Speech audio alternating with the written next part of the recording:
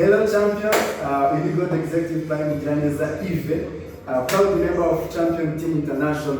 So fasha umwanya kugira ngo dushimire by'umwihariko abantu babashije gukora triple maintenance mu kwezi kwa gatandatu.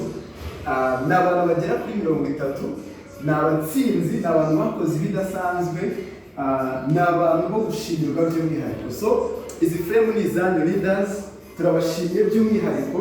Ibi birurwibutso niba ugenda imanike ubone yuko twagushimiye nka Champion Team International. So the next challenge is 60 days Champions Challenge. Let's go to win all of you leaders. So nimba abantu barabikoze nawe wabikora niba utaratsindiye iyi challenge niba ushize iyi challenge turi gushobora kwitsindira ndetse cyane. Kandi nimba waratsinze iyi challenge ni ikikwereka yuko noneho challenge turimo y'amezi 2 60 days Champion Challenge wayitsinda ndetse cyane. So let's go to win this challenge, 60 days challenge. Away!